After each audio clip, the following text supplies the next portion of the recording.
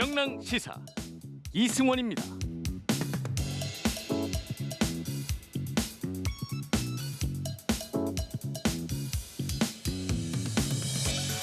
몇 년 전 아주 가까운 친구가 큰 사고를 당한 적이 있습니다. 휴대폰을 보면서 운전하던 반대차선 차량이 중앙선을 넘어와서 부딪혔는데 친구가 운전하던 차가 못 쓰게 될 만큼 충격이 컸습니다. 한 달 넘게 입원을 했고 몇 년이 지난 지금도 후유증에 고생 중입니다. 다시 운전대 잡는 데에도 긴 시간이 필요했습니다. 그 친구를 보면서 이런 생각이 들었습니다. 아, 절대 넘으면 안 되는 중앙선도 결국 사람들이 지키지 않으면 아스팔트 위에 낙서 한 줄에 불과하구나. 광주에서 의사들이 단체로 코로나19 확진 판정을 받아 걱정이 큽니다. 이 엄중한 시국에 체육 동호회를 한 것도 납득이 안 가는데 회식을 했다고 하죠. 그중에 한 사람의 부인은 남편의 확진 판정 직후에 백화점에 갔답니다. 그 사이 M1 직원들까지 감염시킨 걸로 추정된다니 말문이 막힙니다. 오늘 오랜만에 확진자 수 앞자리가 바뀌었습니다. 증가폭도 좀 줄었는데요. 모두들 잠시 멈추자는 약속을 지키려고 애쓴 덕분이겠죠. 제발 모두의 약속에 재뿌리지 맙시다. 얼른 마스크 벗고 살아야죠. 안 그래요? 1월 5일 화요일 명당 시사를 잠시 이끄는 저는 박연미입니다.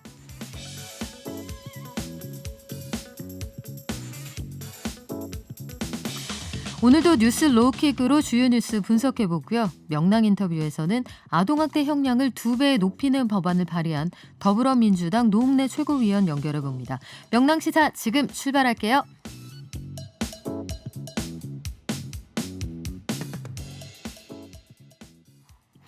지난해 9월 보호자가 잠시 집을 비운 사이에 불이 나면서 어린 형제가 안타까운 사고를 당한 일이 있었습니다.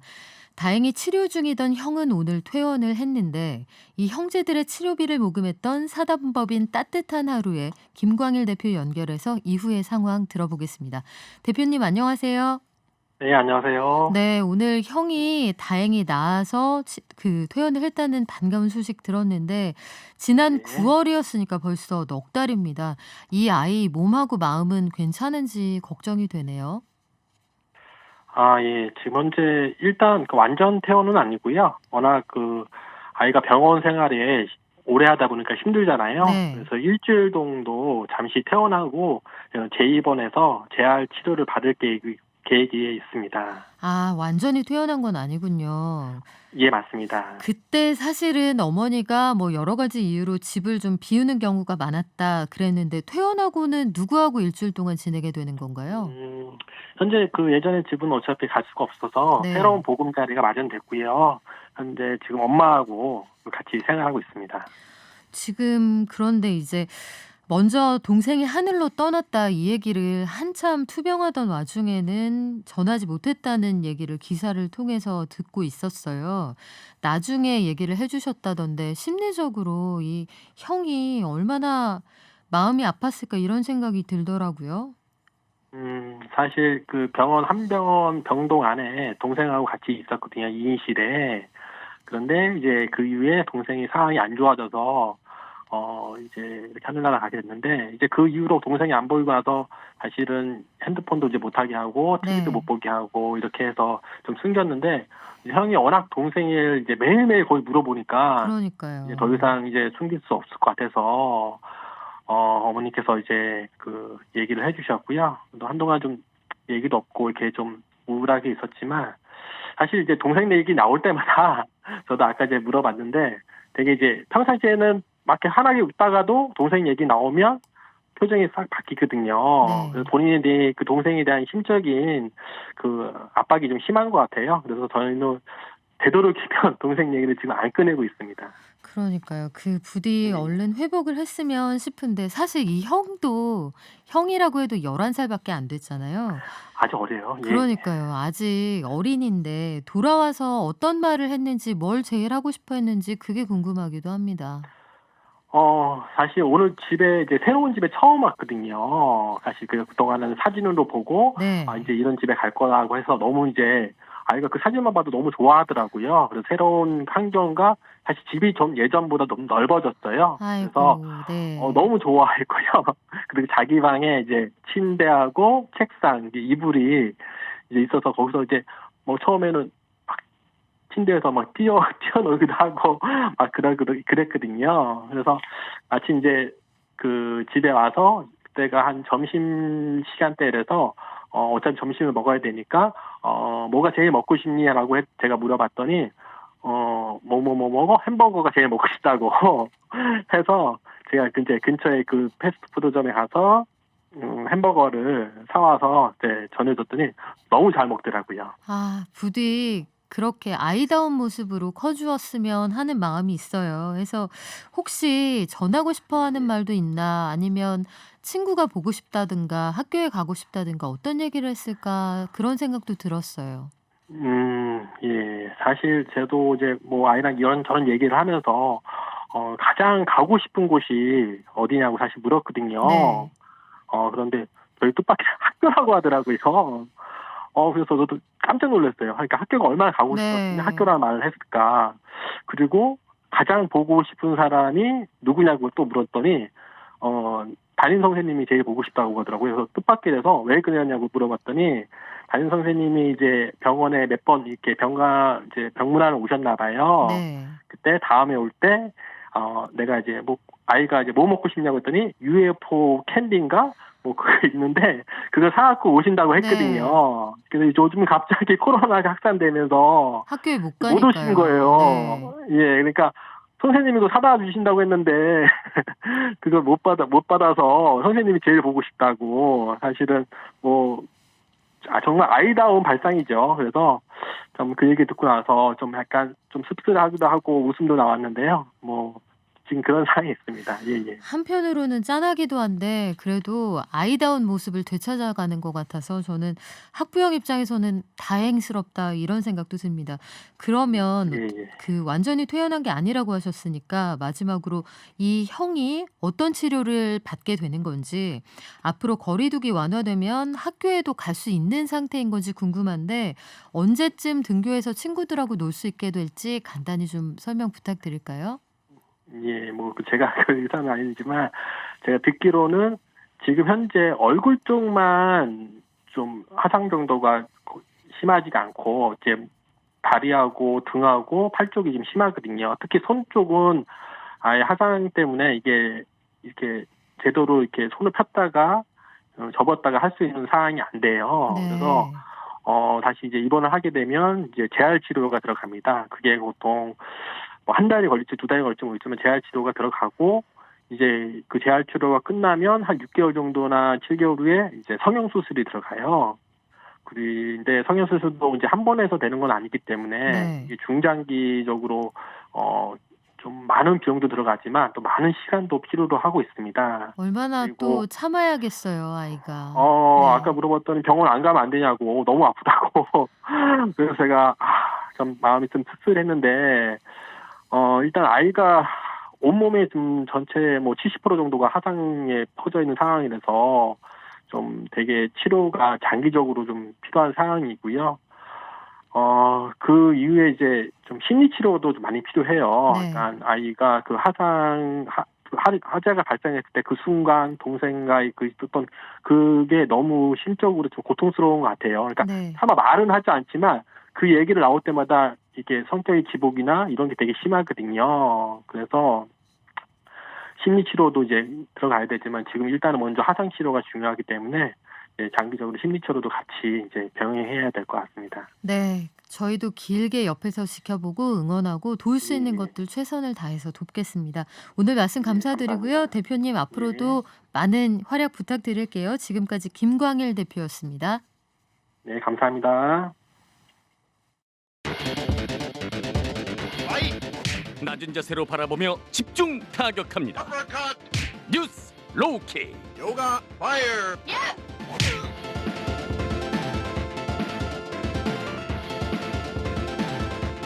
낮은 자세로 이슈를 집중 타격하는 시간입니다.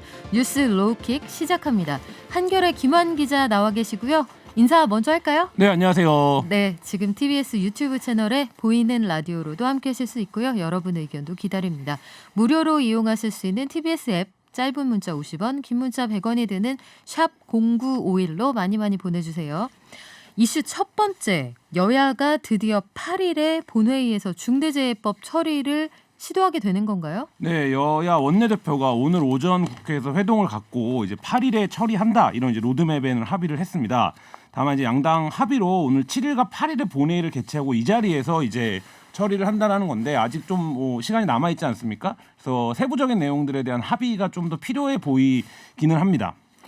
법무부가 마련한 정부 부처 의견 종합안, 이게 사실은 설명이 이렇게 길어진 게 당초 정부안이 원안보다 후퇴했다 이 얘기가 나와서잖아요. 네, 그러니까 애초에 논의되던 안보다 여당안이 좀 더 후퇴를 했고 그 여당안보다 정부안이 더 후퇴했다 이런 평가를 받았는데요. 사실 이제 세 가지입니다. 처벌 수위를 어떻게 할 거냐, 그리고 처벌 대상을 어떻게 할 거냐, 그리고 처벌 기간에 대한 유예를 어떻게 둘 거냐, 이 세 가지 부분에 대한 이제 합의가 필요했었는데요. 여기서 이제 정부안이 처벌 수위나 대상, 유예 모두에서 이제 후퇴를 해서 비판을 좀 받았었는데요. 이 부분과 관련해서는 지금까지 이제 법사위 논의에서 합의되고 있는 내용은 유예 기간, 그러니까 처벌 유예를 몇 년으로 할 거냐, 그러니까 2년으로 할 거냐, 5년으로 할 거냐, 이게 이제 여당안이 2년이었고 정부안이 5년이었는데 이 부분에서는 정부안보다 좀 줄이는 것으로 지금 얘기가 되고 있고, 네. 또 한 가지가 처벌 대상을 누구로 할 거냐와 처벌 범위를 어디까지 할 거냐. 그러니까 처벌 대상은 쉽게 말해서 대표이사, 사장을 할 거냐, 아니면 뭐 책임자를 할 거냐, 뭐 이런 부분이고요. 그다음에 또 한 가지는 그 이제 사고가 벌어진 지자체나 공기업은 어떻게 할 거냐, 뭐 이런 부분인데 이 부분에서 지자체와 공기업의 책임을 원래 이제 빠지는 방안이 있었는데 이 부분을 책임을 명기는 하되 다만 인과관계를 추정하는 부분은 좀 삭제하는 수준에서 좀 합의가 이루어지고 있는 것 같고요. 구체적으로 오늘 처벌 수위에 대한 합의가 좀 있었다라는 보도도 나왔는데 처벌 수위는 원안에 비해서는 굉장히 낮아졌습니다. 일단 대상은 경영 책임자까지 넣는 걸로 이제 합의가 된 것 같고요. 어느 정도. 네. 그다음에 이제 사망 사고 시에 징역을 합의안이 지금 하한은 1년 이상, 그리고 벌금은 하한이 없고 상한은 10억까지, 그리고 이 대상은 경영 책임자, 이렇게 이제 두는 걸로 얘기가 되고 있는데 이 부분과 관련해서 좀 논란이 예상이 됩니다. 그래요. 처음에 그 유예 기간도 그렇고 유예해주는 대상 사업장을 두고도 논란이 많았잖아요. 참 이게 현실적으로 어려운 부분들이 있었고 중소, 그러니까 사실상은 영세한 그런 기업에서 대부분의 사고가 일어나는데 그들이 이걸 감당할 수 있느냐, 뭐 이런 얘기도 있었고 네. 갑론을박이 있었습니다.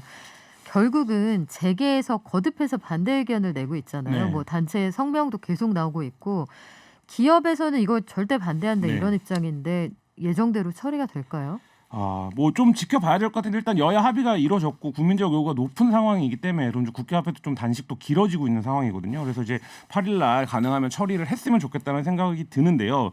일단 정의당 같은 경우에는 이 법의 취지를 두 가지에서 이 합의안이 지금 방기하고 있다, 책임을, 이런 얘기를 하고 있는데 뭐냐면 일단 하한선을 없앤 거예요. 처벌의 하한선을 없애면 사실 이 법을 만드나 마나다. 재판 가면 어차피 다 하한선이 없이 이제 판결이 나는데 최저치가 판결이 나는 게 보통인데 그런 법안의 취지 자체가 무력화된다 이렇게 보고 있고, 또 한 가지는 대기업 같은 경우에 그러니까 10번 양보해서 그러니까 영세하고 좀 중소기업들은 수위를 낮춘다고 하더라도 대기업들의 책임은 좀 분명히 하자. 원청의 책임을 분명히 하자. 이게 이제 이 법안의 취지인데 그래서 애초에는 그의 매출의 10분의 1을 벌금으로 내도록 했었어요. 그래서 이게 중대재해기업처벌법 아닙니까, 이름이? 근데 이제 이 부분과 관련해서도 상한을 10억으로 두면서 사실 대기업들은 이제 뭐 10억은 지불 여력이 있다라고 본다면 그 부분에서도 이 법의 취지가 좀 퇴색되는 거 아니냐 이런 비판도 나오고 있는데요. 이 부분들에 대한 좀 조정이 전향적으로 이루어져서 8일에 처리가 됐으면 좋겠습니다. 네, 김용균 씨 어머니가 외쳤던 그 목소리가 기억이 나네요. 이 법이 용균이는 살리지 못해도 다른 용균이는 만들지 말아야 한다. 이 말씀을 좀 되새겼으면 좋겠고요. 두 번째 이슈로 넘어가 보겠습니다. 박범계 법무부 장관 후보자가 고시생을 폭행한 의혹이 있다. 이건 무슨 얘기죠? 예, 박범계 법무부 장관 후보자가 5년 전에 사법고시생을 폭행했다 이런 보도가 오늘 아침에 단독 보도로 나왔습니다. 그 박 후보자가 지난 2016년 11월에 자신의 오피스텔 앞에서 사법시험 존치를 주장하며 면담을 요구하던 고시생에게 폭행과 폭언을 가했다 뭐 이런 주장인데요. 뭐 구체적으로는 멱살을 잡았다 뭐 이런 얘기입니다. 그리고 이제 사진을 찍어서 뭐 이게 이제 만약에 사실이라고 한다면 그 받아들이는 입장에서는 자기 얼굴을 체증해가는 권력자가 네. 이런 상황으로 이해될 수도 있었을 텐데 뭐 그런 상황이 있었다라는 오늘 아침 의혹 보도가 나왔습니다. 그런데 이 박범계 후보자 측의 설명을 들어보니까 그게 아니다. 오히려 내가 피해자다. 내가 맞을 뻔했다. 이런 얘기를 하더라고요. 네, 뭐 천벌받을 거짓말이다 이런 얘기까지 했는데요. 천벌. 예, 네.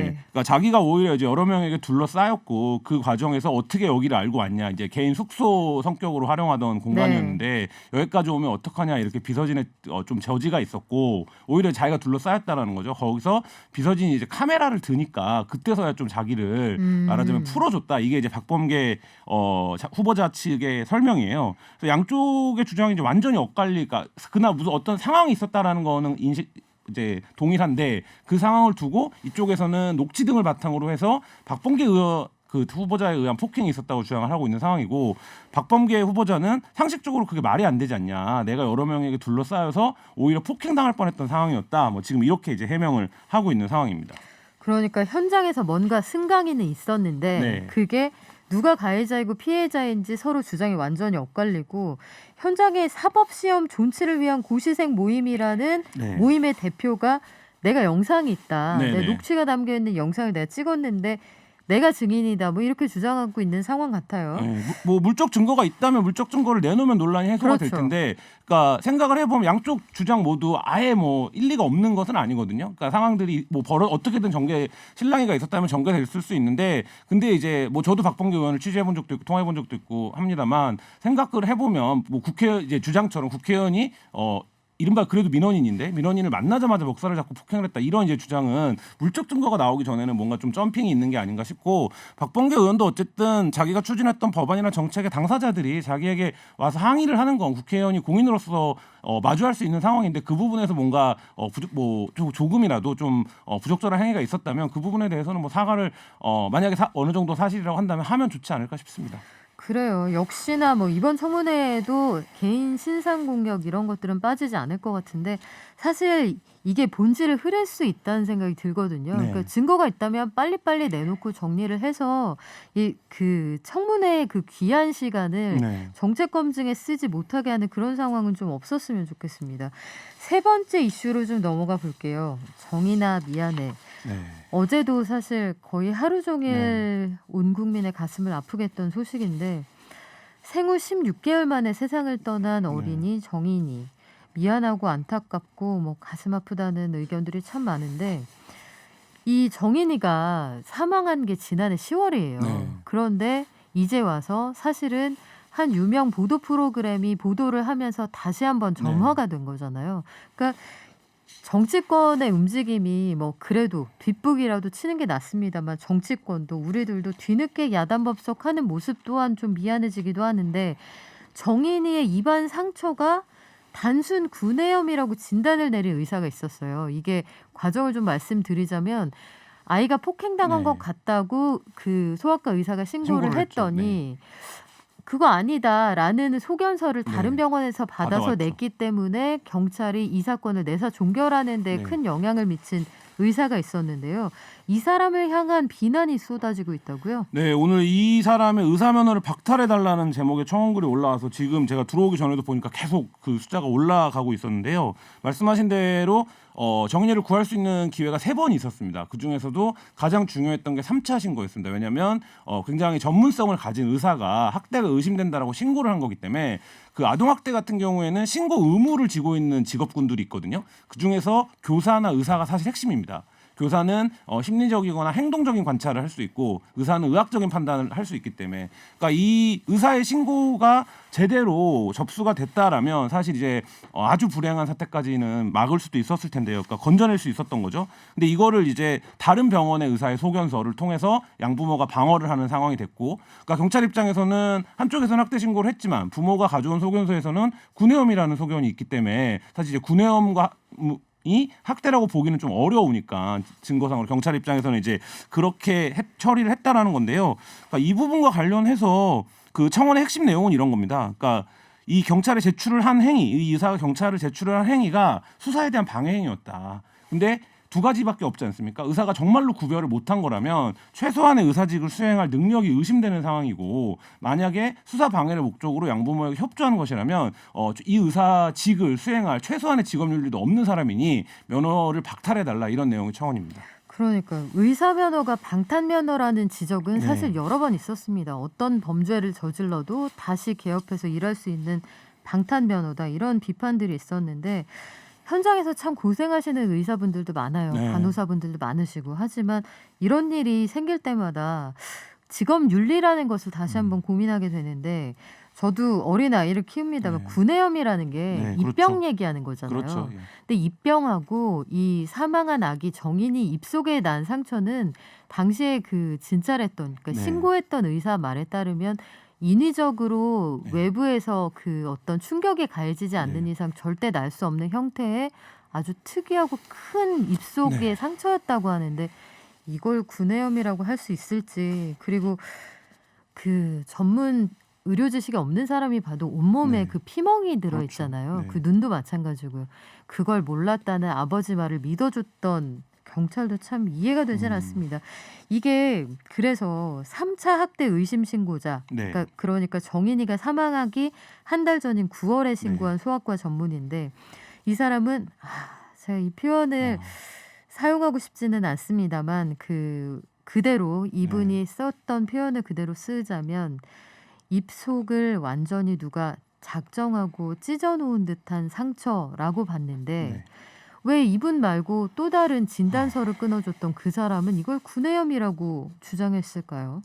앞서 말씀드린 것처럼 뭐 가능성, 이런 행동을 한 가능성, 동기는 두 가지밖에 없는 것 같은데요. 어떤 동기라고 하든지 간에 의사가 가장 이제 최후의 신체적인 권리를 지켜주는 최후의 전문성을 가진 직업인이라는 점을 감안했을 때 이분은 최소한 미필적 고의에 의한 공범이 아닌가라는 생각이 들고요. 만약에 더 적극적으로 양부모의 혐의를 가려주기 위해서 자기의 어떤 전문성을 활용했다면 더 중한 처벌을 받아야 된다라는 생각이 들고요.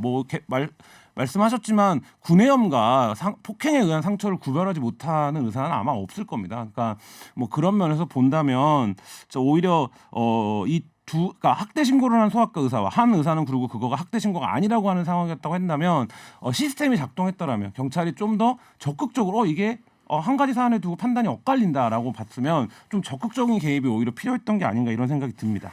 그러니까 이게 여러 가지로 이해되지 않는 부분이 참 많은데, 일단 이 정인이, 이 아기가 2019년생이에요. 네. 지난해 2월에 입양됐다가 8개월 만에 사망을 합니다. 그 사이에 3번의 신고가 있었고 네. 3번 다 관할 경찰서인 이 양천경찰서에서 신고를 사실상 묵살했다. 그렇죠. 이렇게 볼 수 있는 상황인데, 이 양천경찰서 게시판이 뭐 말 그대로 난리가 났습니다. 네. 이 관할 경찰서인 양천경찰서장이 심경을 밝혔다는데 뭐라고 하나요? 네, 파면을 요구한다라는 청원도 올라왔어요. 양천 경찰서장 및 담당 경찰관의 파면을 요구하는 청와대 청원도 올라왔는데요. 뭐 양천서장은 일단 뭐 서장까지 보고가 되지 않은 사안이지만 뭐 그런 시스템이다, 보고를 받지 못한, 하지만 책임이 없다는 얘기가는 아니다, 그리고 뭐 드릴 말씀이 없다, 이런 입장을 밝혔는데요. 근데 이런 거는 있습니다. 그러니까 예를 들면 오늘 또 다른 경찰의 글도 화제가 됐는데, 분리를 이제 자기가 결정을 하면 네. 경찰이 굉장히 취해야 되는 조치가 많고, 대부분의 양부모들이 이제 분리 자체를 어떤 학대 정황이 있었던 것으로 판단을 경찰이 했구나라고 느끼기 때문에 굉장히 공격적으로 나온다라는 거예요. 그래서 결국에는 분리 결정을 했던 경찰이 정직 2년의 징계를 받은, 그러니까 그 양부모가 뭐 자기를 폭행했다, 수사 과정에서 뭐 이런 식의 말도 안 되는 이제 송사를 걸어와서 굉장히 업무적으로 피곤해지고, 그러니까 경찰 내부에서도 일처리를 잘못해갖고 고생한다, 아무도 자기를 도와주지 않았었다라는 거예요. 근데 이 얘기는 무슨 얘기냐면, 우리가 이제 흔히 친권이 굉장히 절대적인 권한이라고 보기 때문에 네. 입양된 아이라고 하더라도 부모의 권한, 그러니까 일단 저희가 경찰에 출동하면 절차가 어떻습니까? 부모한테 물어보겠죠. 무슨 일이 있습니까? 부모는 당연히 아무 일도 없다고 하고, 아이는 자기를 유일하게 보호해주는 부모가 자기를 학대하는 거기 때문에 말을 못하고, 이런 상황에서 경찰은 가서 아무 일도 없었다라고 하면 자기가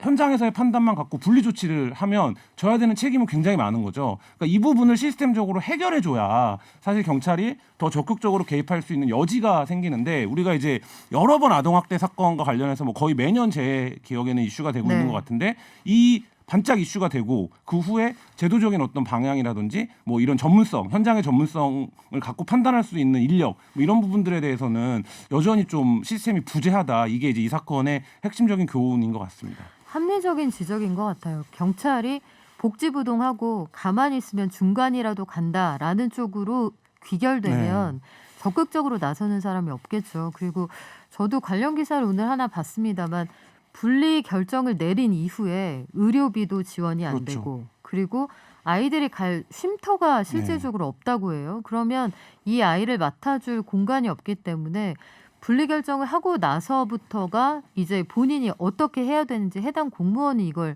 책임져야 하는 굉장히 막막한 시스템이라고 하는데 아이가 죽어야만 바뀌는 세상은 좋은 세상 아니잖아요. 이런 것들 입법 과정에서 반드시 챙겨주셨으면 좋겠고 문자 많이 와 있습니다. 그 의사 면허 박탈해라 이런 의견도 있었고요. 제일 중요한 건 유아 보호를 위한 인력과 예산이 턱없이 부족하다는 겁니다. 이대로 가면 분노만 하다 잊혀질 겁니다. 저도 공감합니다. 또 어른들이 자기 살려고 거짓말투성이네요. 참 가슴 아프고 저도 반성하게 됩니다. 마지막으로 경찰도 참 상황을 최악으로 보고 접근했어야 하는 거 아닌가요? 말씀하셨는데 저도 참 안타까운 게 전문 지식이 없는 사람이 봐도 눈, 온몸의 피멍 얼마든지 확인할 수 있는 상황이었는데 어떻게 그걸 몽고반점이라고 아토피라고 주장한다고 그걸 모른 척할 수 있었을까 참 답답합니다. 뭐 1일부터 경찰이 수사 종결권을 갖게 됐는데요. 그러니까요. 오랜 논의를 해왔는데 이 수사 종결권, 그러니까 수사권 조정의 핵심이 뭐였냐면요. 기본 원칙이 국민의 기본권을 보호한다라는 논리였어요. 그러니까 근데 지금 이 경찰의 수사를 보면서 어떤 국민이 나의 기본권이 경찰에 의해서 보호받고 있다라는 인상을 가질 수 있겠습니까? 그 부분에서 경찰이 뼈아프게 생각을 해야 되고요. 경찰 수사가 논란이 될 때는 항상 두 가지가 따릅니다. 뭐가 따르냐면 첫 번째로는 초동 대응이 언제나 아니랍니다. 그러니까 경찰 수사가 부실해야 되는 출발점은 초동 대응의 문제가 생기고 초동 대응이 부실하다 보니까 아니라다 보니까 어떤 과정이 되냐면 수사 과정이 부실화됩니다. 네. 그러니까 결국에 이번 사건처럼 사건이 귀결되는데 경찰이 매번 실패하는데 같은 돌부리에서 계속 넘어지지 말고 수사 종결권이라는 엄청난 권한을 갖게 된 상황에서 지금 국민들의 비난과 지탄이 경찰이 어느 지점에 대한 개선을 요구하고 있는지를 좀 뼈아프게 받아들였으면 좋겠습니다. 네, 관련 예산과 인력 지원도 좀 이루어졌으면 좋겠고요. 어제 이수정 교수님 그 인터뷰하면서 그런 얘기 들었습니다. 연간 아동학대 피해자가 대략 3만 명. 그중에 경찰이 개입하는 사례가 10분의 1인 3천 명밖에 안 되고 그나마도 대개의 경우에는 적극적인 조치가 이루어지지 않는다고 합니다. 또 매년 평균 50명의 아이들이 이런 과정을 거쳐 숨진다고 하는데 아주 나쁜 경우에 드러나는 것만 이 정도인데 글쎄요. 계모 학대 사건 이후로 들끓었던 우리의 마음이 시스템을 고치는 데까지 이르렀으면 하는 바람이 들고요. 잠시 후에 이 문제 관련해서 좀 더 심도 깊은 이야기도 나눠보겠습니다. 그 문자 온 거 몇 개 더 소개를 해드릴까요? 4462님이 정인이는 어린이가 아니죠. 아기죠, 아기. 아기죠. 이렇게 예, 말씀해 주셨어요. 맞습니다. 아기죠. 16개월이면 한 두 품에 요 팔 간신히 벌리면 요 정도 사이즈 될까요? 한참 귀여울 때고 이때도 희로애락 표현 다 가능하고요. 저희 아이 키웠을 때 잘 때 옆에 엄마가 있는지 없는지 아기가 깨면 손으로 이렇게 그렇죠. 더듬어 봤던 만져보기도 하죠. 기억이 나네요. 이번 기회에 아동보호 시스템 좀 제대로 만듭시다. 맨날 사건 날 때만 듣고 다시 그 자리. 이래서는 우리나라의 미래 없습니다. 따끔한 지적해 주신 청취자분의 의견도 새겨 듣겠습니다. 김환 기자님 오늘 소식 감사드립니다. 네, 감사합니다. 네, 지금까지 뉴스로킥 김환 기자와 함께했습니다.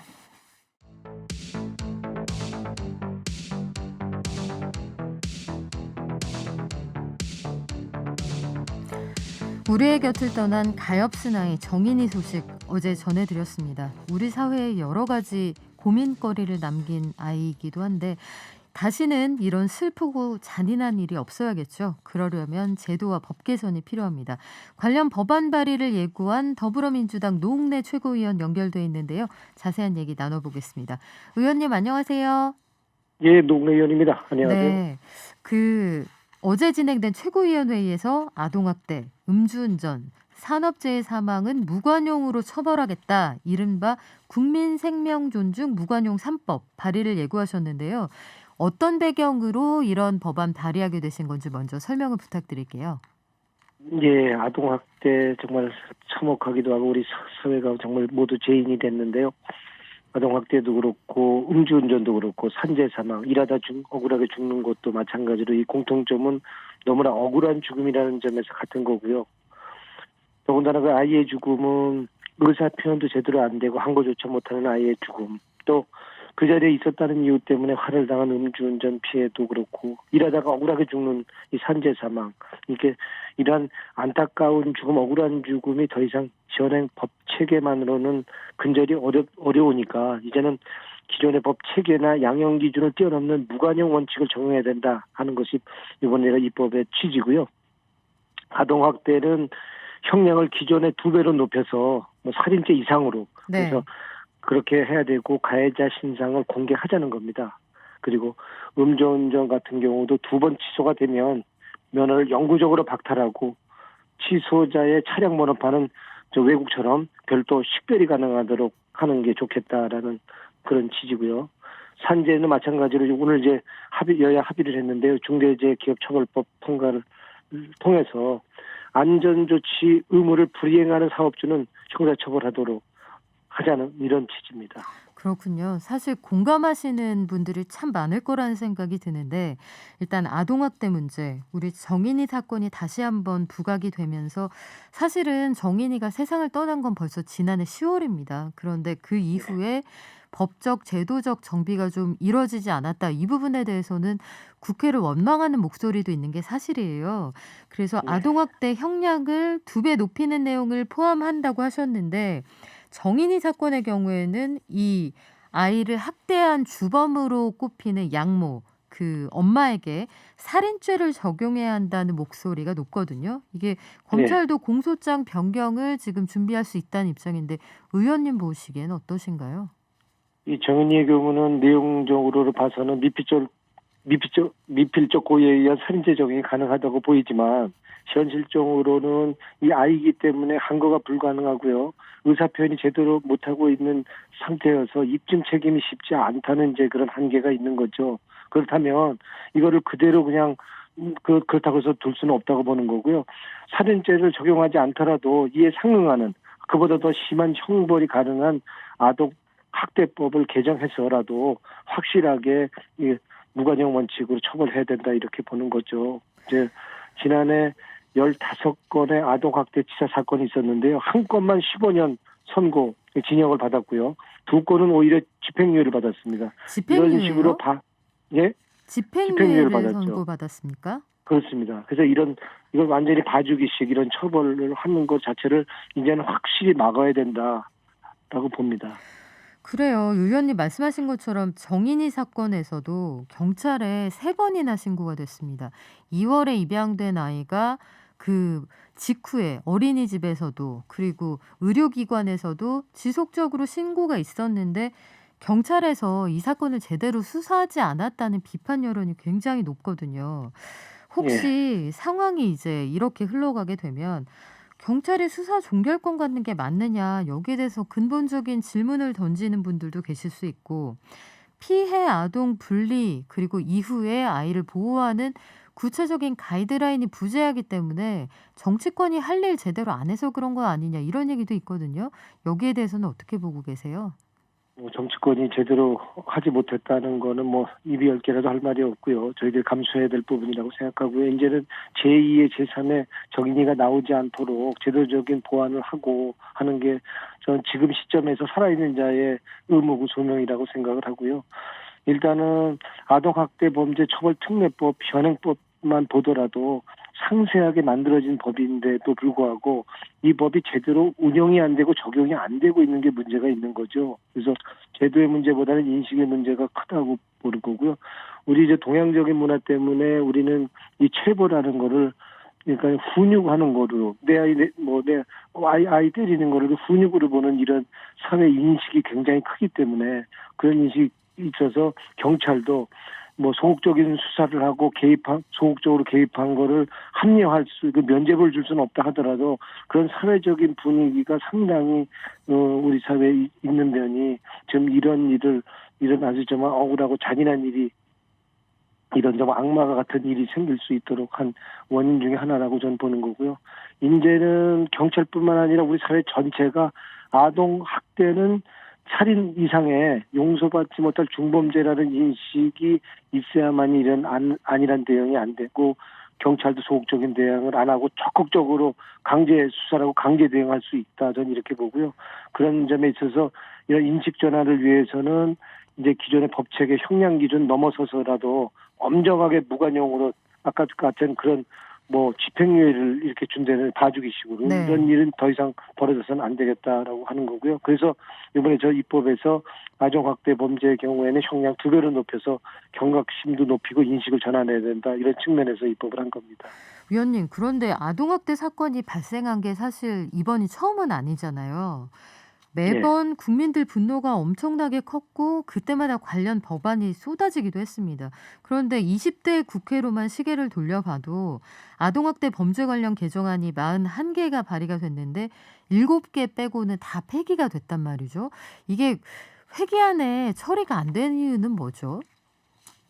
뭐 이거는 또 아동학대 문제를 넘어서서 이제 우리 국회 이제 반쪽 국회 이렇게 일방 국회 이런 우리 현실인데 여야 정쟁으로 국회가 내용과 상관없이 법 처리를 안 합니다. 무조건 안 하는 거죠. 법 내용과 상관없이. 그래서 이런 일을 막기 위해서는 이 국회가 달라져서 쟁점 법안, 비쟁점 법안 좀 나눠야 되고요.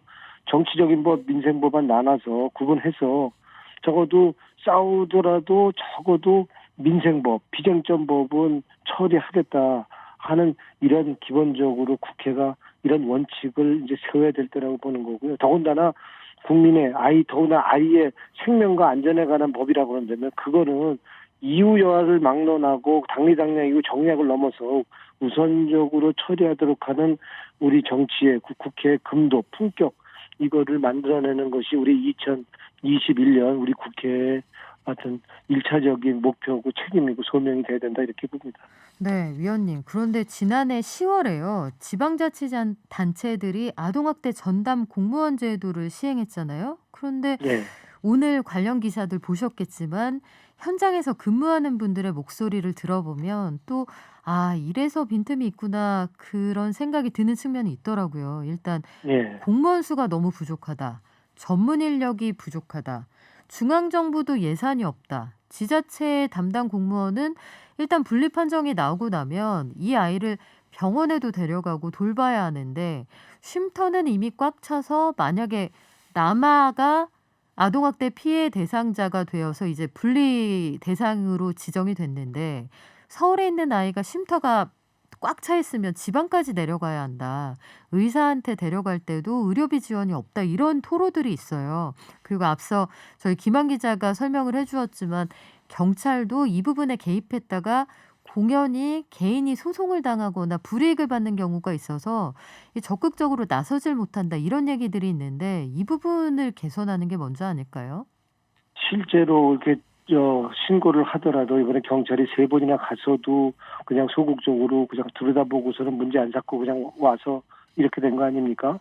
근데 거기다가 이제 사회 인식이 이 체벌을 분위기로 보는 이런 동양적인 사회적인 이런 분위기가 또 밑바탕에 깔려 있는 거고요. 그러다 보니까 경찰이고 또 아동학대 신고자가 신고를 아무리 하더라도 그거를 보호하고 책임져야 될 지자체나 아동보호 전문기관이나 또 공조를 해야 될 경찰관 역시도 적극적으로 개입하기보다는 소극적으로 그냥 남의 집 일처럼 네. 그리고 강제 수사하지 않고 강제 대응하지 않고 이렇게 해왔던 게 문제라고 보고요. 제도적인 뒷받침도 확실히 지금 더 해야 되는 게 맞다고 보고 이렇게 사회적인 인식이 바뀌면 경찰도 더 많은 인력을 배치하게 될 것이고요. 그러면 강제 수사하고 강제 대응하는데 두려움을 안 가질 겁니다. 근데 그런 면에 있어서 우리 캠페인도 좋고 인식 변화를 위한 노력 또 제도 뒷받침과 함께 같이 좀 병행이 돼야 된다 이렇게 봅니다.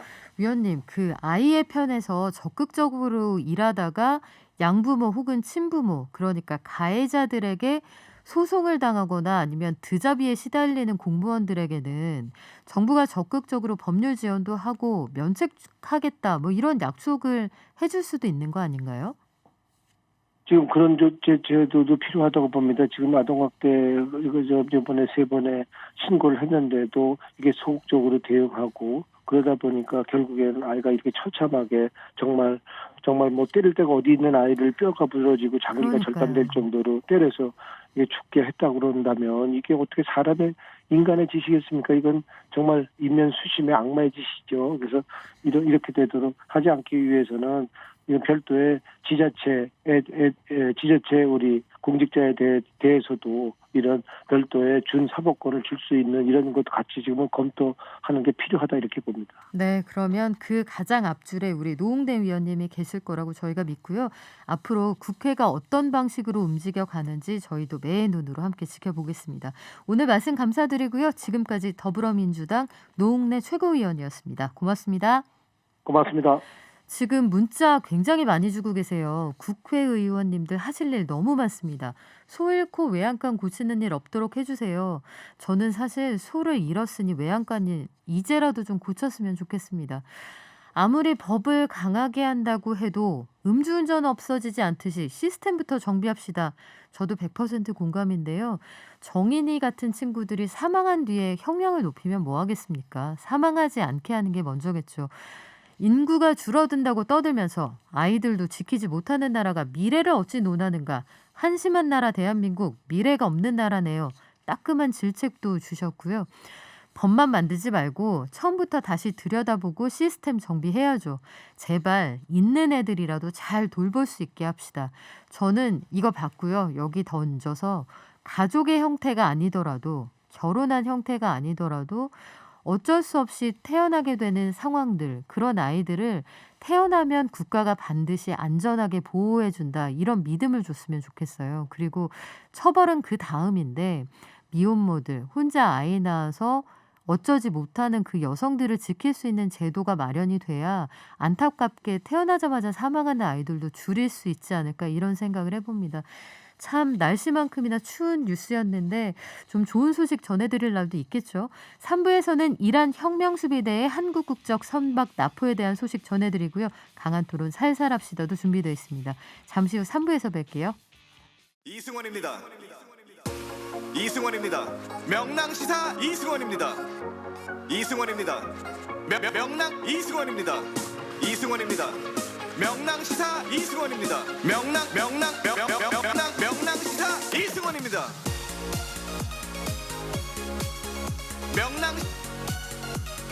명랑시사 이승원입니다.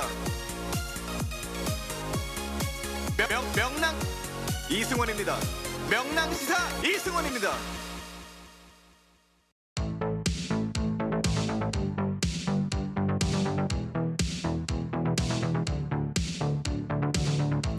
명랑시사 3부 문을 열었습니다.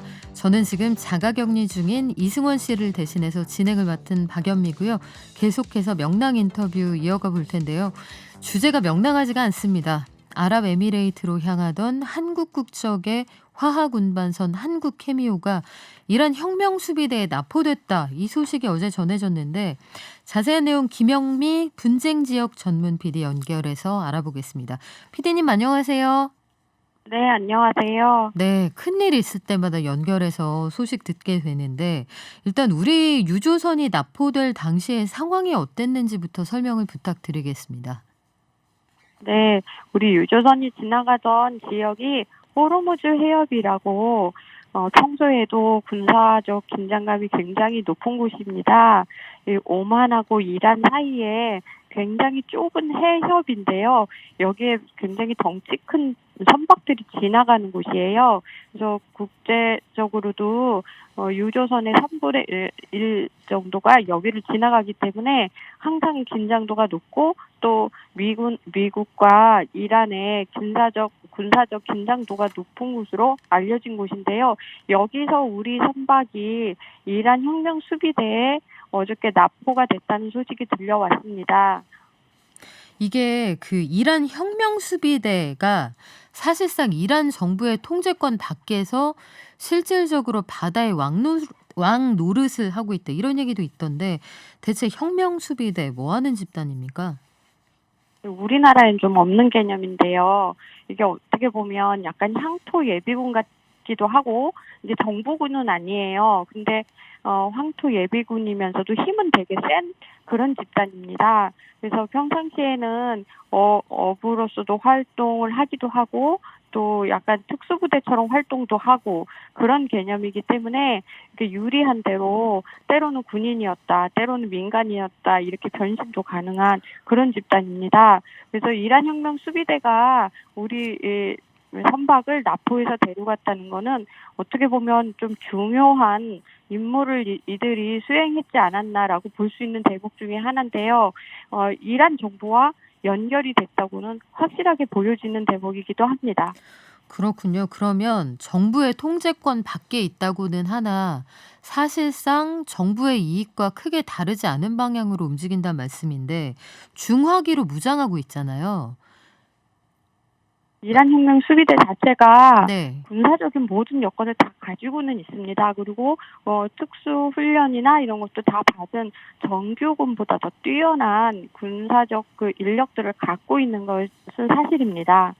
그렇군요. 이게 혁명 수비대가 지금 이란 내 주요 그 사업들의 어떤 이권을 장악하고 있다는 얘기도 나오는데 대이란 제재에 대해서 강력히 반발을 해왔잖아요. 서방 세계를 향해서 뭐 특별히 특정을 한다면 미국의 대이란 제재가 부당하다고 주장해 왔는데 원화 대금 지불을 압박하기 위해서 우리 배를 계속 가둬둘 수 있다. 이런 얘기도 나오던데 피디님 보시기엔 어떠세요?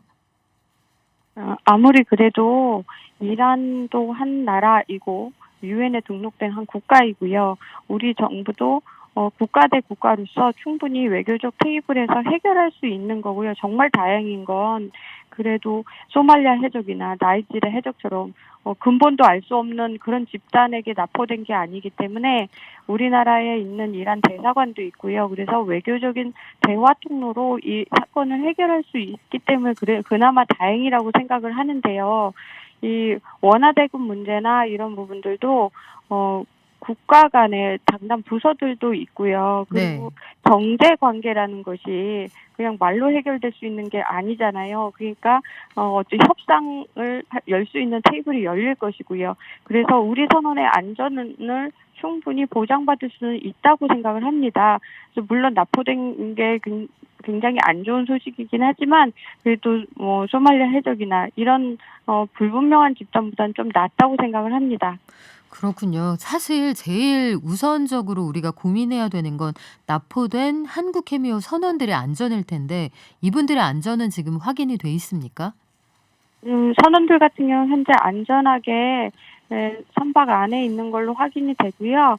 근데 제일 중요한 게 지금 이란이 코로나 상황이 굉장히 심하다고 지금 알려져 있어서 혹시나 이 코로나 바이러스나 이런 거에 대한 대책이 이란 정부 쪽에서 어떻게 우리 선원들의 안전을 보장할 수 있는지 이런 것들을 대책을 세워줄 수 있는지 이게 지금 가장 걱정이긴 합니다. 그러게요. 지금 그래서 한국 배를 지금 이 시점에 그리고 말씀하신 것처럼 이렇게 코로나 상황이 엄중해서 낯선 사람과의 접촉을 누구나 피하려고 하는 이때에 왜 무리해 가면서 지금 납포한 걸까? 이 이유가 궁금한데 미국을 향한 시위의 성격은 알겠어요. 그런데 왜 한국 배를 데려간 거죠? 현재 이란을 둘러싼 국제적인 정세, 정치적, 군사적 여러 가지가 굉장히 긴장도가 높은 시기입니다.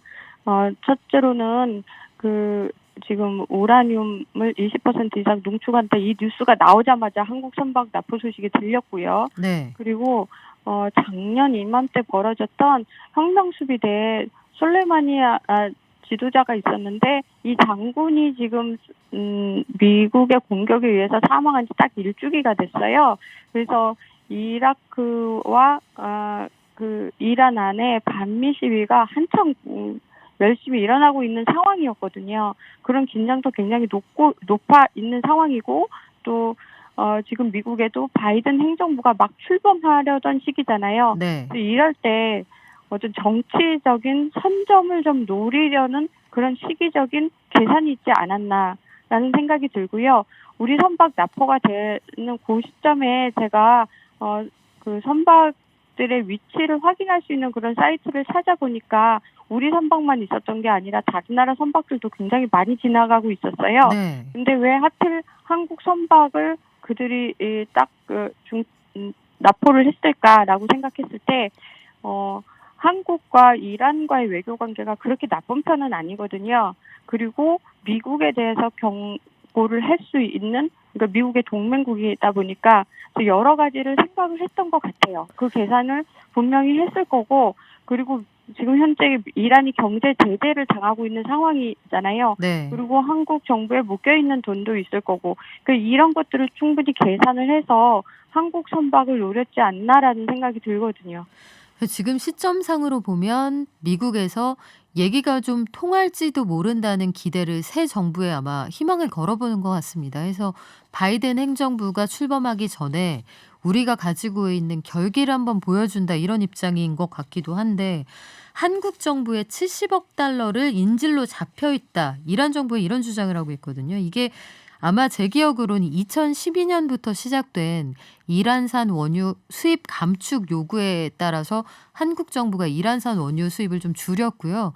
원화나 달러로 직접 지급하지 못하게 함으로써 한국 정부가 원유를 수입하고 그 대금을 한국은행에 맡겨놓습니다. 한국은행하고 우리은행, 기업은행 등에 맡겨놓은 돈이 대략 한 7조 원 정도 되는데 그 돈 달라. 저는 그런 이야기로 지금 이해를 하고 있거든요. 피디님, 이 국방부가 미국 국방부가요. 이란 페르시아만에 배치돼 있던 항공모함 니미츠호의 귀환을 지시했다가 다시 번복하기도 했는데 아직까지는 트럼프 대통령 치하란 말이죠. 트럼프 대통령은 뭐 예측하기가 굉장히 어려운 성정이기도 하고 이제 거의 임기의 마지막이기 때문에 특별히 누구 눈치를 볼 필요도 없는 상황인데 이란 정부하고 정면으로 이 부딪힐 가능성은 없는 건가요? 현재 트럼프 정부가 아직 임기 말기이긴 하지만 이 전쟁이라는 거 한번 일으키려고 하면 시간이 좀 걸리거든요. 시간도 걸릴 뿐더러 지금 현재 미 국방부하고 트럼프 대통령과의 사이에서 어떤 갭이 있을지도 모르고 그게 지시가 제대로 전달이 될 수 있는 건지도 확신을 하기가 힘들거든요. 이미 바이든 정부가 들어서는 마당에 지금 그 국방부의 순회가 어떻게 받아들일지도 모르는 거고 미 국방부가 이란 페르시아만에 배치됐던 항공모함을 귀환을 지시했다가 번복하기도 하고 이런 것들은 어떻게 보면 이란 길들이기를 위한 하나의 액션일 수도 있거든요. 이게 국제 정치라는 게 서로 하나의 이벤트성이고 쇼를 보여주는 것으로서 자신들의 존재감을 과시하는 데 있거든요. 사실 이란이 이번에 한국 선박을 납포함으로써 자신들은 손해볼 게 없다고 아마 판단을 할 거예요. 그 이유 중에 하나는 지금 한국 정부에서 빨리 묶어놨던 그 돈부터 계산을 하기 시작하는 거잖아요. 네. 이런 일들을 마련하지 않았더라면 그냥 다 묻히는 얘기들이거든요. 그러니까 그랬을 때 이란 정부 입장에서는 뭔가 이벤트성 뭔가를 마련했을 때 알아서 다른 나라가 이렇게 움직여서 자신들을 도와준다라고 생각할 확률이 높거든요. 그러니까 미국 국방부도 마찬가지예요. 서로 자기들 존재감을 위해서 카드를 만지작거린다는 의미로 이런 항공모함의 귀환을 지시했다, 번복했다 이런 식으로 해서 국제뉴스에 한 줄이 나게 되면 이란에게 경고성 어떤 메시지를 전해줄 수도 있는 거고요. 이럼으로써 서로 밀당을 하는 것이 국제 정치거든요. 그래서 이런 거에 그동안 수없이 많은 일들을 벌렸다가 반복했다 이렇게 했던 게 이란과 미국과의 긴장 관계입니다. 그 사이에 우리나라 선박이 납포되는 이런 비인도적인 사건이 발생한 거고요. 네, 미국과 이란의 근육 자랑에 왜 우리 배가 말하자면 체스판에 그 나이츠 역할을 해야 되는지 모르겠습니다만 앞서 말씀하신 것처럼 이 미군 공격으로 사망한 솔레이마니 사령관 일주기도 있고 그리고 이란이 오랜 그 제재 속에서 지금 사실상 거의 돈줄이 말라간다는 얘기가 있는데 우리가 한국에 맡겨놓은 돈 달라 이렇게 정리가 될 것 같은데요. 현재 언론에서는 한국하고 이란이 물품 교환 협상을 벌이고 있다. 내지는 한국 정부에서 이 한국은행에 맡겨놓은 돈을 지급을 하면 이 돈으로 백신을 구입하는 것은 국제사회도 허용할 수 있다. 이런 얘기들이 나오거든요. 피디님은 어떻게 보고 계신가요? 이거 돈 달라고 해서 현금으로 이란에 절대 줄 수가 없습니다. 경제 제재 하에서 우리 정부가 현금으로 주고 싶어도 못 주는 돈입니다. 그렇죠. 그러다 보니까 인도주의적인 차원에서 백신이라는 얘기가 나온 겁니다. 백신을 준다고 그랬을 때는 경제 제재 밖의 이야기가 돼버리는 거죠. 그래서 이런 것들이 서로 외교 관계, 국제 정치 관계의 체스판에서 벌어지는 일들이에요. 그래서 국제 뉴스가 중요한 게 우리가 체스판에 얽히지 않으려면 이런 인과관계들, 서로 얽힌 관계들에 대한 정보가 굉장히 많이 필요한 거죠.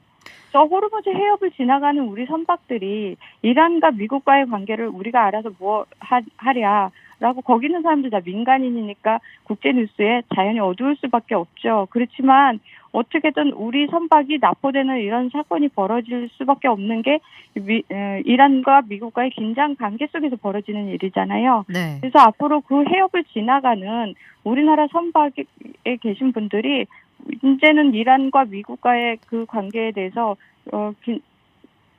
충분히 알 수 있게끔 그런 정보 루트가 필요하게 된 거죠.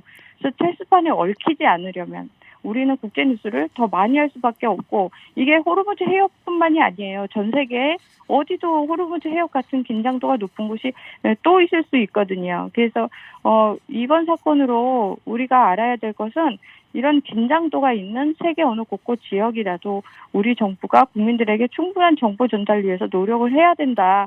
저는 그렇게 바라봅니다. 네, 참 쉽지가 않네요. 이 톱니바퀴처럼 촘촘하게 맞물리는 국제 정세에 대해서 상선들도 반드시 촉각을 곤두세워야 한다는 말씀인데 2012년 1월에 생생하게 기억이 납니다.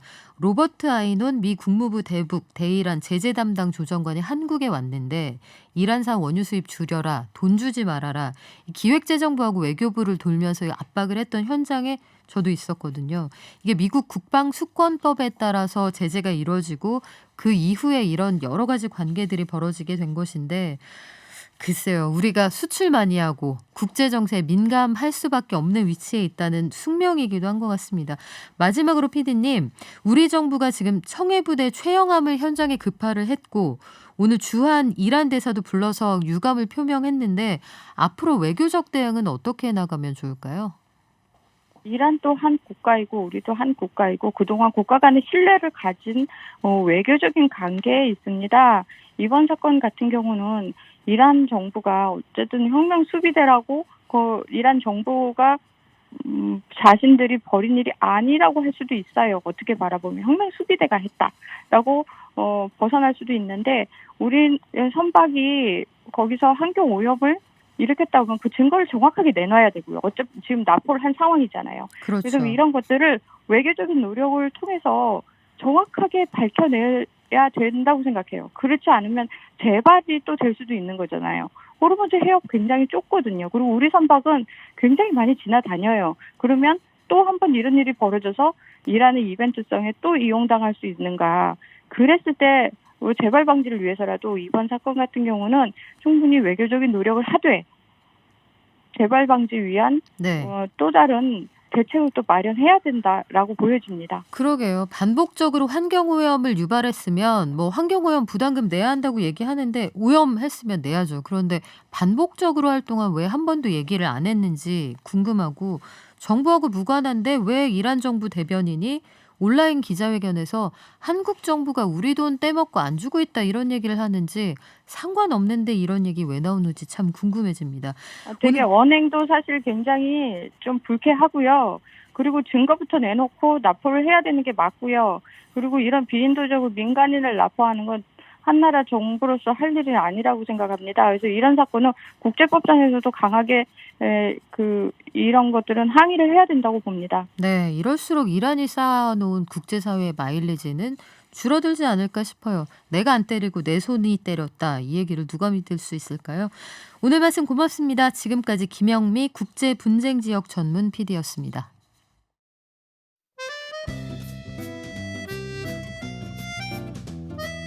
명랑시사 환경 칼럼 지구를 지켜라. 안녕하세요. 쓰레기센터 이동학입니다. 플라스틱 오염의 안전지대로 여겨져 온 과일과 채소에서도 미세 플라스틱이 다량 검출됐다. 최근 이탈리아 카타니아 대학의 연구진이 환경연구라는 국제학술지에 발표한 논문의 내용입니다. 사실은 그간 해양생물, 생수, 소금, 맥주, 눈과 비, 사람의 몸속 등에서는 미세 플라스틱이 발견되었고 이로 인해 발생될 문제들이 무엇인지를 연구하는 움직임이 활발하게 진행 중입니다. 그러나 채소나 과일에서 확인한 것은 이번이 처음이기 때문에 비상한 관심을 모으고 있는데요. 크기가 약 1.5 마이크로미터에서 2.5 마이크로미터이기 때문에 육안으로는 확인이 어려울 정도로 초소형입니다. 미세 플라스틱이 물과 함께 식물의 뿌리에 흡수되고 채관과 목관 등을 통해 식물 내 물질 이동 통로를 통해 줄기와 잎, 열매로 이동되는 것으로 추정되고 있습니다. 미세 플라스틱의 입자가 식물 뿌리의 미세한 구멍을 통과하는 것은 어렵다는 것이 그간 과학자들의 예상이었는데요.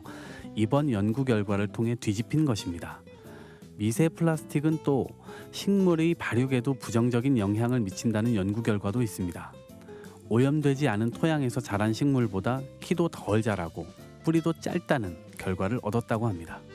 결국 작물의 수확량을 줄이게 되고 영양가도 떨어질 수 있다는 우려가 나오는 이유입니다. 인간이 지구를 지배했다고요? 천만에요. 지구를 지배한 건 플라스틱이네요. 내일 다시 뵙겠습니다.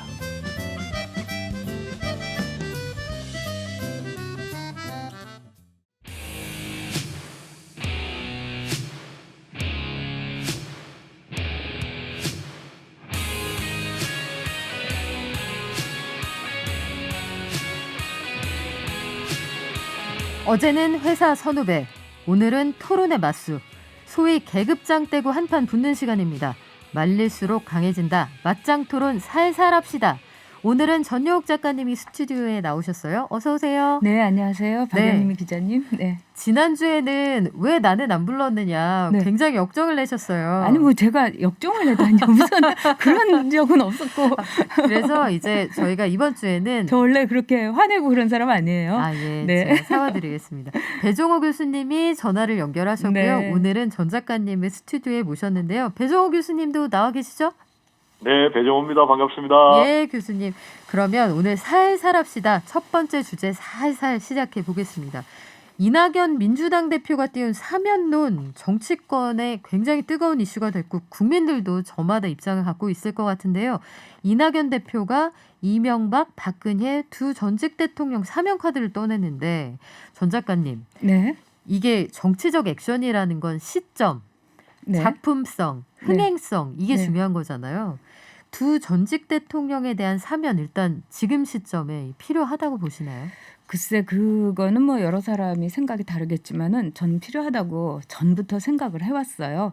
왜냐하면 내란죄로 말하자면은 이제 구속됐던 역대 몇몇 대통령들이 2년을 넘기지 않았거든요. 근데 박근혜 전 대통령의 경우는 최순실 씨하고의 이른바 이제 사적인 관계, 또 이명박 대통령하고는 경우는 나스의 이 문제인데 과연 이 분들을 지금 70, 내일 모레면 70, 80인데 감옥에서 인생의 마지막을 보내게 할 정도로 글쎄 우리 사회가 이렇게 그분들이 정치적인 보복이라고 생각 안 할 수 없는 상황이다 이렇게 보고 있는 거죠. 네. 그런데 제가 이제 개인적으로 가지고 있는 궁금증은 두 가지인데요. 한 가지는 형이 확정되지 않았기 때문에 네. 그러니까 실제로 실형을 살았다고 볼 수 없는 환경이고 또 다른 한 가지는 사면이라는 단어가 죄를 사한다 이런 뜻 아닙니까? 네. 그러면 기본적으로 죄가 있어야 그러니까 본인들이 인정하는 어떤 잘못이 있어야 그에 대한 용서를 초헌법적 권한을 가지고 해주는 건데 네. 일단 형이 확정되지 않은 미결수인데다가 지금 본인들은 억울하다는 입장이에요. 뭐 주호영 원내대표가 국민의힘 원내대표가 말씀하신 것처럼 우리들은 무죄라는 입장인데 그렇다면 애초에 사면이라는 구도 자체가 좀 어색하지 않나 이런 생각도 들거든요. 글쎄요. 너무 뭐 복잡하게 볼 필요는 없겠고요. 이명박 대통령은 기결수입니다. 네. 17년 받았고요. 그다음에 14일에 박근혜 대통령은 형이 어떻게 될지 네. 모르겠지만 지금까지 나온 걸로는 20년에서 25년 정도 예상하고 있죠. 그러니까 14일이 되면은 형이 확정되는 거예요. 그다음에 사면권이라는 건 철저하게 대통령의 권한입니다. 네. 문재인 대통령의 권한. 그렇기 때문에 우리나라의 역사 속에서 역대 대통령이 사면권을 어떤 카드로 썼는가 이걸 아주 잘 알고 있죠. 우리 국민들이. 그리고 요즘 들어서는 우리 국민들이 갖고 있는 정치 의식이라든가 또는 이 정권 저 정권 다 겪고 나서 얻어지는 바가 있는 겁니다. 네. 그래서 이 문제는 뭐 초법권이니 뭐 이런 어려운 문제를 할 것이 아니라 과연 우리 사회가 얼마까지 상대를 적으로 보고 상대를 원수로 보고 끝까지 쫓아가 가지고 보복을 하고 죽여놓겠다든가 뭐 이런 그 극단적인 사회에서 어느 정도 한숨을 돌리는 계기냐.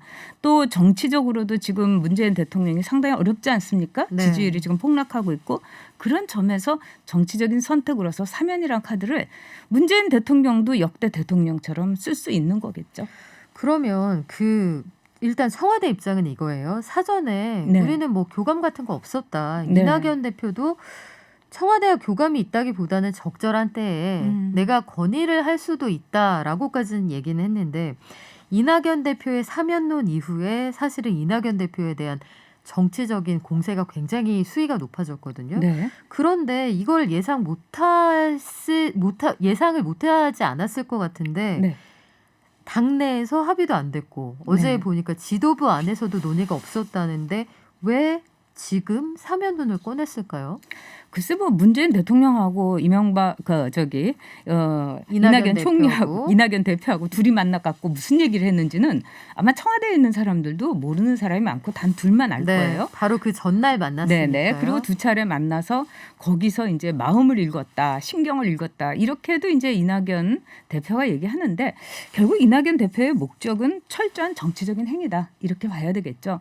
사실은 1등을 해본 사람이 뭐 쭉 1등을 할 수는 없는 거겠지만 1등 하다가 지금 3등을 하니까 굉장히 초조할 수 있는 거죠. 그래서 자신의 정치적인 하나의 입지 또 두 번째로는 4월에 이제 보선이 있지 않습니까? 그 보선에서 중도층이라든가 또 뭔가 이 민주당에 대해서 너무너무 이 반감을 갖고 있는 층에 대해서 그걸 누그러뜨리는 그런 정치적인 행위 같은 것이 충분히 의도가 뭐 사적인 그런 그 의도를 넘어서서 그것도 저는 있다고 그거는 인정을 합니다. 근데 두 번째는 이제 진정성의 문제겠죠. 네.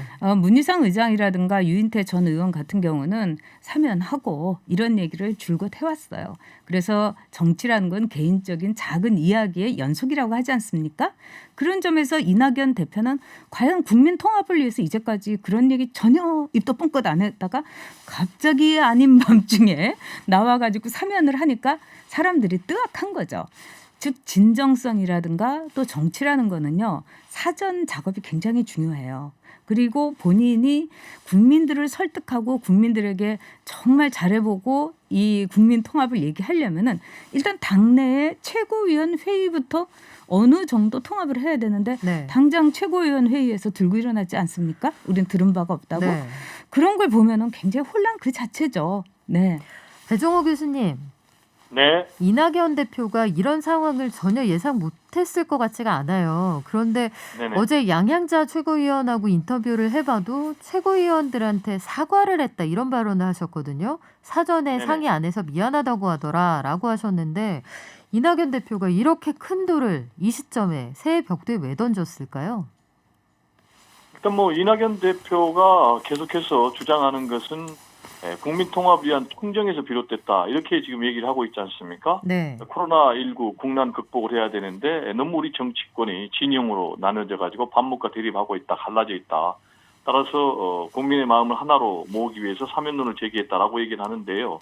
뭐 저는 어느 정도 진정성도 담겨 있다고 봐요. 그리고 이낙연 대표 스타일이 중도 개혁적인 합리적인 그런 성향이기 때문에요. 그렇지만 이제 기본적으로는 상당히 지금 여권 전체가 위기 상황 아니겠습니까? 대통령 지지율도 하락하고 네. 민주당 지지율도 하락하고 그런 상황에서 좀 국면을 좀 바꿔보자. 국면 전환용 카드가 담겨 있는 것 같고요. 그리고 두 번째로는 본인도 상당한 위기 국면 아니겠습니까? 그동안에 부동의 1위 독주를 했었는데 대선 주자로서 지금 8개월 이상 계속 하락되면서 이재명 지사에게 역전당하고 그 지지율이 좀 격차가 벌어지고 있는 이런 상황. 네. 그래서 뭔가 좀 반전하기 위해서 통합의 지도자의 모습으로 차별화해서 지지율을 좀 반등시키기 위해서 중도 외연을 확정하기 위해서 이 사면론 카드를 꺼낸 것으로 보이고요.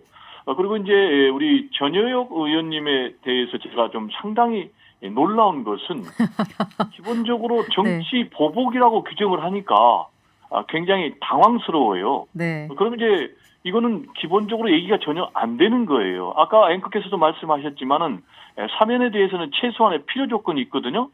범죄인이어야지 사면을 할 수 있는 거예요.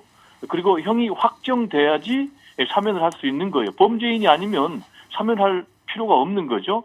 그리고 여기에 최소한의 필요 조건이 본인들이 죄를 인정하고 반성을 해야 되는데 지금 이명박 전 대통령 같은 경우도 법치주의가 실종됐다. 나를 가둘 수는 있지만은 진실을 가둘 수는 없다라고 얘기를 하고 있거든요. 네. 그리고 이제 이 박근혜 전 대통령 같은 경우도 계속해서 정치 보복의 피해자다라고 주장을 하고 있어요. 그러면 보세요. 지금 이걸 정치 보복이라면 정치 보복을 한 주체가 있어야 되는데 박근혜 전 대통령 같은 경우는 촛불에 의해서 탄핵이 됐거든요. 네. 그럼 촛불에 의해서 탄핵되고 파면되는 그 과정을 보면은 234명의 국회의원들이 제적 3분의 2가 찬성표를 던져가지고 했는데 거기에 125명의 새누리당 의원 가운데 60명 이상이 찬성표를 던졌어요. 그래가지고 결국 이제 헌법재판소의 전원일치로 파면을 했는데 그래서 이제 본인이 지은 죄 때문에 뇌물죄 등등 해서 지금 감옥에 가 있는데 그러면은 이런 모든 것들이 다 정치 보복이라면은 그럼 우리나라는 법치주의가 없는 나라입니까? 그리고 보복을 한 사람이 촛불 국민입니까? 이게 전혀 말이 안 되는 거고요. 이런 상황에서는 사면을 절대 할 수가 없는 거죠. 전 작가님 말씀도 좀 들어봐야겠는데요. 네. 지금 보복, 정치 보복이라는 게 애초에 성립되지 않는 논리다. 국민들의 힘으로 탄핵이 이루어진 사람인데 네. 그렇다면 가해자가 누구라는 얘기냐. 애초에 사면 자체가 성립될 수가 없는 구도다. 네. 배종호 교수님은 이 부분을 지적을 해주셨어요. 저는 뭐 배종호 교수가 이렇게 얘기하는 게 전혀 놀랍지가 않습니다. 늘 이렇게 이런 포지셔닝을 갖고 있기 때문에. 네. 근데 우리가 보복이라는 것과 사법적인 어떤 판단에 의해서 법적인 처리에 또 그 형벌을 받는 것, 이 차이는 뭐냐면 적정한가의 문제입니다. 근데 뭐 지금 뭐 이 촛불 시민이 그런 가해자냐, 뭐 지금 가해자와 이런 문제라면은 그렇다면은 왜 이낙연 대표는 사면을 얘기했을까요? 저는 그거부터 물어야 된다고 생각합니다. 그럼 절대로 사면 얘기하면 안 되는 거죠. 근데 왜 이낙연 대표가 이 즈음에서 더구나 국민 통합이라는 말로써 그리고 그 점에 대해서는 배종호 씨도 국민 통합이라는 진정성이 네. 뭐 이해된다 하는데 글쎄요. 제가 보기에는 이제 민주당 쪽에서 이 물꼬를 이낙연 대표가 텄는데 거기에 대해서 많은 사람들이 반발을 하고 이런 점에서는 이낙연 대표가 정치적으로 상당한 실수를 저질렀다 이렇게 보는 측면도 있는 것 같습니다. 그러나 그럼에도 불구하고 여기서 우리가 중요한 거는 이제 진짜 우리나라에서 문재인 대통령도 어려워질 수 있는 거고요. 또 우리는 이런 역사가 반복되기를 원치 않습니다. 언제까지 대통령 2명이 동시에 감옥에 있고 또 다음 대통령도 감옥에 있고 아마도 그거를 조금은 피해보고자 하는 그런 의식이 이낙연 대표한테 개인적인 어떤 요구를 떠나서 있었을 거라고 보는데요. 여기서 뭐 반성을 하면은 사면을 해주겠다라든가 이것도 말이 안 되죠. 지금 여당 법적으로 아니 요거만 결론이잖아요. 얘기할게요. 네네. 법적인 판단에 의해서 하면은 그건 철저하게 법적으로 가야 되는데 지금 민주당에서 얘기하는 건 반성을 하면은 네. 이거는 비정치적인 언어인 동시에 반사법적인 언어입니다. 결국 이건 뭘 뜻하는 거겠어요? 정치적으로도 하수라는 거죠. 조건을 붙이는 정치는 하수입니다.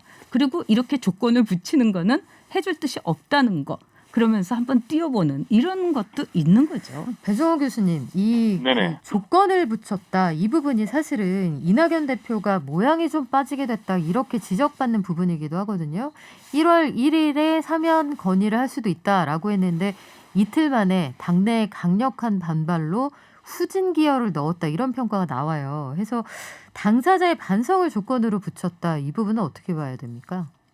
반성을 조건으로 붙인 것은 아니고요. 본인이 이 카드를 내놨는데 역풍이 워낙 심하니까 지금 이제 주워 담는 과정에서 하는 거고요. 지금 이제 전혁 의원님께서 논리 전개를 하는데 제가 볼 때 좀 죄송한데 논리 전개가 잘 안 되는 게 왔다 갔다 하는 부분이 이낙연 대표가 주장을 했기 때문에 마치 사면이 정당한 것처럼 그렇게 해석을 하는 것은 굉장히 해석이 오류고요. 그리고 제가 이낙연 대표가 국민 통합을 하는 부분을 이해를 했다라고 하는데 전혀 저는 그런 적이 없고요. 이 사면은 부적절하다고 제가 얘기를 했고요. 그리고 아까 전혁 의원님 같은 경우에 형량의 적정성을 얘기를 했는데 지금 이건 형량의 적정성의 문제가 아니고 유무죄의 문제죠. 그러면 이제 유죄냐 무죄냐는 이미 이거는 결정이 된 거예요. 그것도 우리나라의 사법부에서 한 거예요. 특히 이제 헌법재판소를 통과를 해야 되는데 헌법재판소는 당시에 8명이 만장일치했는데 네. 그 대부분이 이명박 박근혜 전 대통령이 임명한 보수 성향의 헌법재판소 재판관들이었어요. 그런 사람도 더 만장일치로 했기 때문에 이 부분에 대해서 더 이상 논란의 여지가 없고요. 그리고 저는 이제 굉장히 부정적인 이유가 첫 번째로는 과연 이게 국민 통합에 맞느냐 도움이 되느냐의 문제예요. 지금 코로나19 국난 극복으로 굉장히 위중한 그런 엄중한 상황인데 국민들 입장에서 생계가 지금 힘든 그런 상황인데 지금 웬 사면이냐 상당히 좀 엉뚱한 얘기다라는 그런 반응이 더 많을 것 같고요. 당장 그러다 보니까 지금 야권에서는 뭐라고 주장을 하고 있습니까? 탄핵이 불법이다. 우리는 피해자다라고 얘기를 하고 있어요. 그러면 이 사면 카드가 국민 통합을 만들고 있습니까? 아니면은 국민들을 갈등시키고 분열하고 있습니까? 이런 점에서 굉장히 부적절하고요. 그리고 또 사면을 저는 할 수 없는 이유가 아까도 얘기했지만은 대통령이 지금 헌법상으로 네. 이걸 사면권을 갖고 있긴 하지만은 이 탄핵의 주체는 결국은 국민이기 때문에 저는 사면의 주체도 국민이라고 생각을 합니다. 그래서 문재인 대통령이라고 해서 대통령 주권자의 뜻을 전혀 외면할 수는 없고요. 그리고 마지막으로 아니 큰 죄를 진 대통령이라고 해서 무조건 다 사면을 하면은 우리 사회의 정의는 뭐가 있습니까? 그리고 법의 평등은 어디가 있습니까? 그래서 저는 사회 정의 그리고 법의 형평성, 국민 통합에 오히려 맞지 않다. 그리고 시기적으로도 굉장히 맞지 않다. 그런 점에서 이 사면 카드는 매우 부적절하다라고 생각을 합니다. 잠깐 네. 그 사면 카드 이후에 벌어진 상황을 보면 굉장히 정치적 하수이다 이렇게 평가를 하셨어요. 네. 냉정한 평가를 내려주셨는데 역풍이 불 수도 있다. 그리고 네. 지지자들의 찬반을 떠나서라는 언급이 있었거든요. 이낙연 네. 대표의. 그렇다면은 그냥 생각해 보기에 이낙연 네. 대표 측근으로부터 뭐 나오는 이야기이기도 합니다만 이 큰 결정을 이낙연 대표가 과연 본인의 생각만으로 던져보는 것일까 이런 생각도 들거든요. 네, 아주 재밌는 지적을 하셨어요. 저는 이제 이낙연 대표하고 도쿄에서 3년 동안 같이 도쿄 특파원을 해서 그렇죠. 일본 특파원들끼리 네. 또 모이는 모임이 있으셨잖아요. 그렇죠. 그리고 아주 잘 알고 있습니다. 또 국회에서도 네. 8년을 같이 있었고. 그런데 이낙연 대표는 굉장히 정치적으로 아주 잔뼈가 굵고 그다음에 동교동에서 이런저런 사람들 많이 알고 그래서 어떤 문제에 있어서는 독단적으로 얘기를 하기보다는 이렇게 띄워보는 그 기사도 그렇고 말도 그렇고 그렇거든요. 그렇기 때문에 지금 이낙연 대표가 이렇게 사면론을 얘기한 거는 두 가지 뜻이 있다고 봅니다. 문재인 정권하고의 관계에 있어서 첫째 지금 문재인 대통령은 지지율이 굉장히 많이 빠지고 있어요. 그래서 이런 위기 속에서 일종의 위기 탈출에 이 첫 번째 단추를 내가 끼워준다. 네. 이런 그러면서 자신의 어떤 역량이라든가 자신의 정치적인 하나의 도전 이런 것도 보여주는 거고요. 두 번째는 청와대에서 굉장히 애매모호하게 이 반응을 보인 거예요. 아니라고 뭐 이렇게 얘기를 하면서도 또 한쪽에 문재인 대통령하고 가까운 사람들은 그런 얘기 해서는 안 된다. 뭐 이렇게 하는데 그렇다고 정작 이 청와대 대변인이 공식으로 얘기한 건 없어요. 이건 상당히 중요한 문제거든요. 그러니까 그런 점에서 NCND의 일종이죠. 그렇죠. 네. 맞습니다. 긍정도 부정도 하지 않은 거예요. 근데 그런 경우는 사실은 우리 국민들도 이제 고단수가 됐기 때문에 뭔가가 서로 이 얘기가 조금은 같구나 이렇게 볼 수 있는 거죠. 이런 점에서는 또 두 번째로는 이낙연 대표가 문재인 대통령에게 일종의 문재인 대통령이 나중에 나 이낙연 대표한테 좀 빚을 졌어요. 이렇게 얘기할 수도 있는 거겠죠. 일단 띄워줬으니까. 네. 그리고 문재인 대통령하고는 얘기가 안 됐다. 또 이렇게 번복을 했어요. 바꿔서 이런 일은 없었다. 이런 식으로. 뭐 처음에는 이낙연 대표가 이랬죠. 문재인 대통령도 좀 거기에 대해서는 이해가 있고 뭐 이렇게 애매모호하게 했다가 아니었다 이렇게 됐다면은 문재인 대통령에 대해서 지금으로서는 굉장히 입지를 도와준 것 같고 나중에 나에 대해서 좀 보호를 해줬다 이럴 수도 있겠지만 앞으로 모든 사면의 얘기는 문재인 대통령이 떠안게 된 거예요. 네, 그거는 굉장히 문재인 대통령으로서는 곤란할 겁니다. 글쎄요, 말씀하신 것처럼 그래서 청와대가 이제 14일 이후에 박근혜 전 대통령의 국정농단 사건 선고 이후에는 선고 이전이기 때문에 입장이 없다라고 했었던 그 입장을 더 이상 유지할 수가 없게 되었으니 앞으로 청와대가 어떤 반응을 보이게 될지 그리고 이낙연 대표가 어떤 방식으로 이 문제를 풀어나갈지 현명하게 좀 지켜봐야 할 것 같습니다. 오늘 마치 뭐 청와대는 부인했습니다만 뭐 탈정치 선언이 나올 수도 있다 이런 이야기들이 오고 가는 상황이어서 분명히 여의도에서 무슨 일이 벌어지고는 있는 것 같은데요. 배종호 교수님 다음 주에는 현장에 나와서 좀 더 깊은 대화 함께 나눠주실 거죠? 당연하죠. 네, 두 분 오늘 긴 시간 말씀 고맙습니다. 네, 감사합니다. 네, 전영욱 작가님 고맙습니다. 네. 개미는 오늘도 열심히 일을 하네. 개미는 언제나 열심히 일을 하네. 개미는 아무 말도 열심히 투자한 개미 벌어라. 부자가 되고 싶은 모든 분들을 위한 코너입니다. 주식계의 요정 염블리 이베스트 투자증권 염승환 부장과 함께합니다. 부장님 안녕하세요. 네, 안녕하세요. 네, 오늘도 증시 괜찮았죠? 네, 뭐 거의 3천까지 지금 온 것 같은데요. 그러니까요. 그러면 내일 3,000피 가는 건가요? 찍는다고 봐야죠. 지금 이제 겨우 10포인트밖에 안 남아서 내일 뭐 이걸 유지를 할지 모르겠지만 일단 내일 오전이든 오후든 한번 저는 일단 한 번이라도 터치는 한다고 생각합니다. 그래서 터치를 하고 나서 다시 좀 흘러내릴지 아니면 또 3,000포인트를 넘고 질주를 더 할지 모르겠지만 주식시장 어쨌든 지금 우리가 상상을 좀 초월할 정도의 어쨌든 이제 개인 매수에 힘입어서 좀 강대장이 좀 계속 펼쳐지고 있기 때문에 어쨌든 3,000이 좀 끝이 아니라 아직도 뭐 올해 또 많은 일들이 그러니까 우리가 좀 깜짝 놀랄 만한 또 지수대가 나올 수 있는 그런 흐름들도 언젠가 또 나올 수 있기 때문에 너무 제 생각이니까 3,000이라는 뭐 의미 있는 지수대긴 하지만 너무 거기에 좀 포커스를 맞추실 필요 없는 것 같아요. 왜냐하면 이게 3,000을 딱 여러분들이 이게 너무 여기에 의미를 부여하시면은 거기가 딱 한계가 돼버릴 수도 있는 거거든요. 그래서 3,000보다는 좀 더 큰 그림을 그리셔도 되지 않을까 생각하고 있습니다. 눈높이를 높여라. 저는 이렇게 이해했는데 네. 미국 증시가 하락했는데도 코스피가 오르는 게 좀 신기하더라고요. 보통 간밤 뉴욕 증시의 하락세로 코스피도 영향을 받았습니다. 저희가 지금까지는 그런 뉴스에 익숙했거든요. 네. 근데 이제 우리 한국 증시가 이제 가장 큰 배경 중에 하나가 미국과 좀 다른 점이 한국 증시 오늘도 그런데요. 어제도 개인 투자분들이 사실 양시장 합쳐서 1조를 넘게 샀는데 오늘도 양시장 합쳐가지고요 1.1조 원 정도, 1조 1,000억 정도를 샀거든요. 코스피 코스닥 그 합쳐서. 돈은 다 어디서 나오는 거죠? 그러니까 이게 진짜 하루에 1조씩 사는 게 이게 흔한 일이 절대 아니거든요. 근데 지금 고객 예탁금도 65조로 역대 최고치를 넘어섰고 고객 예탁금 이제 주식을 사기 위해서 증권사에 놓는 돈이거든요. 대기하고 있는 돈들이죠? 예, 대기하고 있는 돈입니다. 근데 그게 이제 주식을 산 순간 없어져요. 사실 예탁금은. 근데 그 금액은 오히려 계속 늘어나고 주식은 주식대로 매수하는 금액은 계속 늘어나고 그러니까 뭐냐면은 그러니까 주식을 1조를 사도 새로운 자금 1조가 또 들어온다는 얘기예요.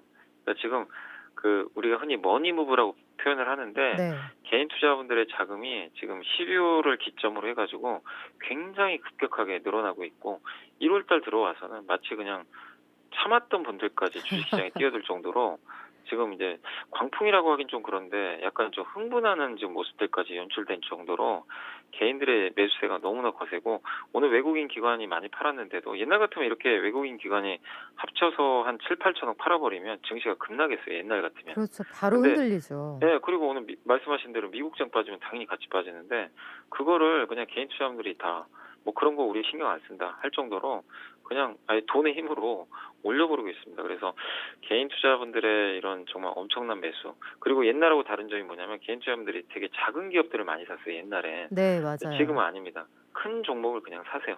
뭐 삼성전자부터 해가지고 대형주를 사면서 주식시장을 계속해서 미국과 상관없이 올려주고 있는 좀 역할을 하고 있다. 그게 좀 미국과 좀 한국의 지금 가장 차별화된 점이 아닌가 생각하고 있습니다. 그렇군요. 그러면 내일은 어떤 종목을 좀 눈여겨보시면 좋을까요? 어제도 좀 말씀드렸지만 어제 제가 이제 마스크를 벗고 난 이유를 한번 상상해보자. 그래서 네.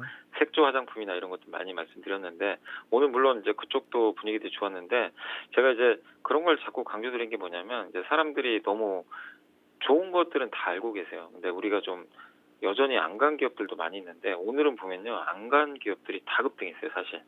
그동안 소외받던 기업들이 코로나 마치 피해주들이요. 예, 피해주나 아니면 수혜주인데도 주가가 못 오른 기업들이 많아요. 대표적인 게 오늘 많이 간 거, 코로나 수혜주 중에 많이 간 게 음식료입니다.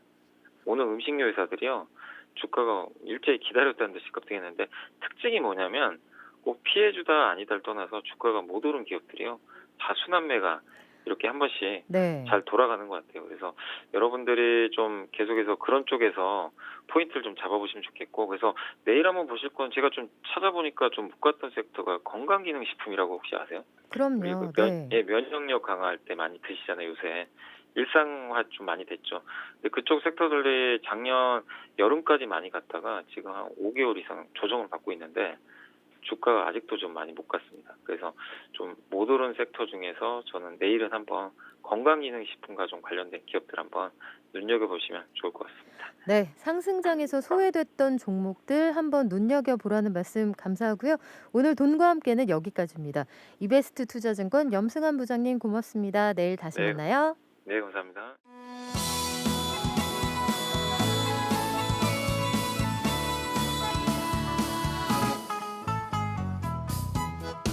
네, 7일부터 북극 한파가 기승을 부릴 거라는데 저는 북극하면 이 배우가 먼저 생각납니다.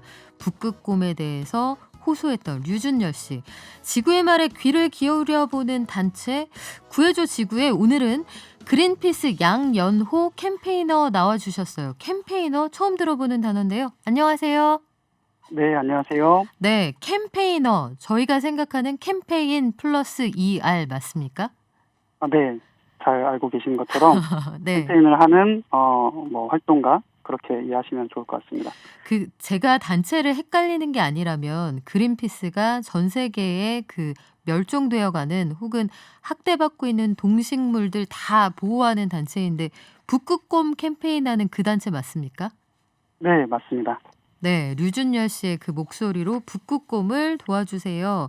무분별하게 개발하는 글로벌 기업들이 환경을 해치지 않게 해주세요. 이거 기억나는데요. 오늘은 어떤 얘기 해주실 거예요? 네, 오늘은 위험한 해외 석탄 발전 투자에 대해서 이야기해 볼까 합니다. 석탄 투자요. 기후위기 현상이 심해지면서 지금 사실 전 세계적으로 화석 연료를 좀 덜 쓰자 이런 분위기잖아요. 그런데 네. 어떤 부분이 특별히 위험하다고 보셨죠? 해외 석탄 발전 같은 경우 2019년 전 세계 석탄 발전소 평균 가동률이 51%로 사상 최저를 기록을 하고 있습니다. 그러니까 전 세계 발전소의 절반만 돌아가고 있다는 얘기인데요. 주목할 만한 점은 이 폐쇄되는 추이입니다. 2019년 전 세계 폐쇄된 석탄 발전소의 거의 절반을 미국이 차지했습니다. 트럼프 대통령은 인류의 산업 활동으로 인한 지구 온난화를 부정하고 기후위기를 대응하기 위해서 전 세계 국가가 모인 파리 기후 협약을 탈퇴하기도 했잖아요. 근데 재미있는 사실은 미국에서 폐쇄된 석탄 발전 용량은 오바마 대통령 때보다 오히려 트럼프 대통령 때 1.5배 이상 많았습니다. 미국 내 전력회사들이 경제성을 이유로 석탄 발전소 폐쇄를 가속하고 있기 때문인데요. 막강한 이 힘을 가지고 있다는 미국의 대통령도 전 세계적인 탈석탄 흐름을 막기는 어려운 것이죠. 이번 달 취임할 바이든 미국 대통령 당선자는 가장 먼저 파리 기후 협약에 재가입하겠다고 여러 차례 시사를 했고, 이에 따라 미국 내뿐만 아니라 전 세계 석탄 발전은 더욱 빠르게 축소될 것으로 전망이 됩니다. 그렇군요. 그러면 바이든 대통령 취임 이후에 미국 상황은 어쨌든 친환경 에너지로 가겠다는 선언을 그 대선 캠페인 때부터 했으니까 미국을 중심으로 제일 먼저 당선되고 한 얘기도 파리 기후 협약에 돌아가겠다 이런 내용이었잖아요. 그러면 그렇습니다. 우리나라의 경우는 어떻습니까? 우리나라는 일단 국내와 해외를 나눠서 볼 수 있겠는데요. 국내 같은 경우는 2017년 문재인 정부가 탈석탄 선언한 이후에 신규 투자는 없었습니다. 하지만 이전 정부에서 진행하고 있던 7기 석탄발전소, 충남과 강원도에 밀집이 되어 있는데요. 이 7개 석탄발전소는 계속 건설 중에 있고요. 해외 같은 경우는 작년에만 인도네시아와 베트남 2건의 투자 사업이 결정이 됐습니다. 아이러니한 점은 석탄 발전으로 인해 지구온난화 문제는 사실 국경이 없잖아요. 근데 최근 기후위기 대응을 위한 그린 뉴딜과 2050년 탄소 중립을 선언한 정부가 해외에서 계속해서 석탄 발전 사업을 지속하고 있다는 점은 조금 아이러니하다고 할 수 있습니다. 그러니까 지금 말씀하시는 건 우리 정부가 국내에서 2050년 탄소 중립을 선언해서 국내에서는 신규 투자를 안 하는데 해외에서는 석탄 관련해서 투자를 해서 계속 공기질을 나쁘게 만드는데 뭐 일조라고 하긴 좀 그렇습니다만 영향을 미치고 있다 이런 말씀인가요? 네, 맞습니다. 정확한 상황이 어떤지 석탄 발전이 우리 환경에 얼마나 큰 피해를 주는지 구체적으로 좀 설명해 주세요. 네, 작년에 뭐 다들 경험하셨지만 전 세계적인 엄청난 이상기후 현상으로 수많은 사람들이 고통을 겪고 경제적으로 막대한 피해를 받았지 않습니까? 지구가 뜨거워지면서 고온 건조해진 기후로 산불이 나기 쉬운 조건이 만들어졌고요. 호주나 미국 그리고 아프리카 등지에서 수개월간 대형 산불이 지속되기도 했습니다. 또 한편 중앙아프리카에서는 수개월간 지속된 이례적인 폭우로 메뚜기떼가 부화하면서 중동을 거쳐 파키스탄까지 번져나갔고요. 유엔 식량기구에 따르면 인류의 10분의 1이 식량위기를 겪을 걸로 그렇게 예상되기도 했습니다. 우리나라도 작년 8월부터 연달아서 그 태풍이 3개 강타하면서 수천억의 재산 피해가 발생되기도 했잖아요. 그보다 더 앞서서는 중부지방에서는 역대 최장기간 동안의 장마로 8,000명이 넘는 이재민이 발생되기도 했습니다. 이러한 기후위기는 사실 지구온난화 때문이고 인류가 산업과 경제활동을 하면서 배출하는 온실가스 때문임은 학교 교과서에도 이제 실리는 상식이 되었습니다. 그렇다면 석탄 발전이 얼마나 이러한 기후위기를 심화시키는지 살펴보면요. 2016년 세계 에너지 기구라고 불리는 IEA라는 기구가 있습니다. 여기서 전 세계 온실가스 배출량에서 에너지 부분이 차지하는 비중은 68%에 달한다라고 발표를 했는데 최근에는 그 비중이 75%까지 증가가 됐고요. 이렇게 막대한 비중을 차지하는 에너지 부분에서 배출되는 온실가스 중에서 90%는 바로 우리가 잘 알고 있는 이산화탄소입니다. 2014년 세계 에너지 기구에 따르면 석탄 발전이 전체 에너지원에서 사용되는 비중이 29%밖에 안 되는데 실제 배출되는 이산화탄소는 46%로 석유나 가스보다 월등히 높습니다. 결국 기후위기 문제에서 가장 큰 원인 중 하나가 석탄 발전이고 이 문제를 해결하지 않고서는 상황을 개선시킬 수 없는 것입니다.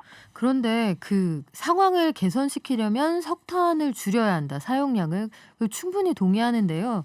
제가 항상 좀 회의적으로 보는 부분은 어떤 거냐면 현실적으로 석탄이 싸서 이걸 사서 쓸 수밖에 없는 수준의 그 GDP를 가진 나라들 혹은 그런 환경에 있는 분들에게 환경이 중요하니까 좀 비싸더라도 친환경 에너지 쓰세요. 이게 그림의 똑같은 얘기가 아닐까 이런 생각이 들기도 하는데 석탄 발전을 하는 게 혹시 경제적으로 훨씬 이득이 돼서 그런 건 아닌가요? 네, 전혀 그렇지 않습니다. 세계적으로도 이제 석탄 발전은 이미 사양 산업으로 인식이 되고 있거든요. 석탄 발전소를 두고 이제 경제적으로 가치가 없고 이게 오히려 부담만 된다, 부채가 된다라고 하는 의미에서 좌초자산이라고 석탄 발전소를 부르고 있습니다. 좌초자산이요? 네, 맞습니다.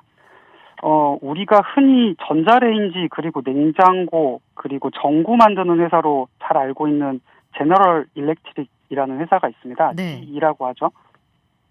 그 회사가 원래는 석탄 발전 설비 분야의 전 세계 1위 업체였고요. 2위는 지멘스였습니다. 이 두 개 업체가 작년에 석탄 발전으로는 더 이상 경제적으로 이윤이 나지 않는다면서 사업을 접기로 공식적으로 선언을 했습니다.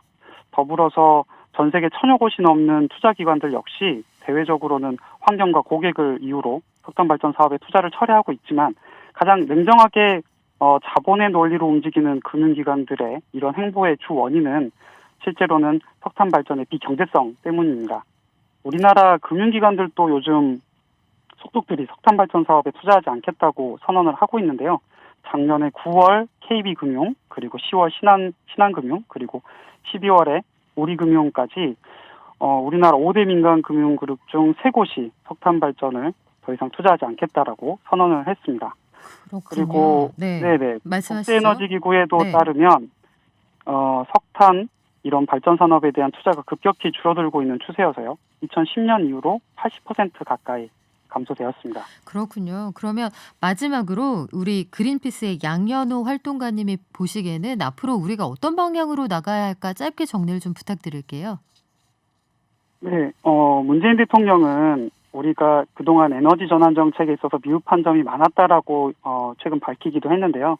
그린 뉴딜이 우리가 표방하는 것처럼 눈앞에 닥친 기후위기 대응과 경제 활력 제고를 위해서는 더욱 과감한 에너지 전환 정책이 필요하고요.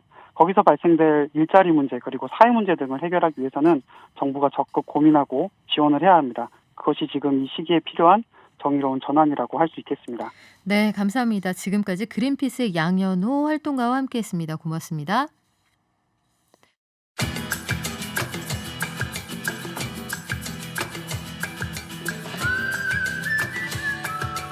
네, 문자 몇 개 읽어드릴게요. 지금 보면 글쎄 여러 가지 의견들이 교차하는 것 같은데요. 환경에 대한 보호가 필요하다 이런 의견 주신 분들도 많고요.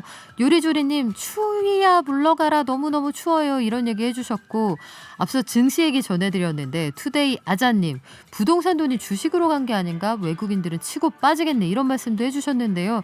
외국인 기관이 판 걸 개인이 사고도 남는 그런 장입니다. 저도 97년부터 증시에 뛰어들었으나 저도 처음 보는 장이고요. 정치는 참 모를 일이다. 누가 누구에게 보복을 한다는 얘기이냐. 아까 그 살살합시다 코너에 대한 의견도 상당히 많이 주셨는데요. 이 부분에 대한 그 논의는 살살하자고 해도 역시 결론이 쉽게 나진 않는 것 같습니다. 오늘도 추운데 모두 너무너무 고생 많으셨고요. 저는 내일 6시 10분에 다시 찾아오겠습니다. 여러분 내일 또 만나요.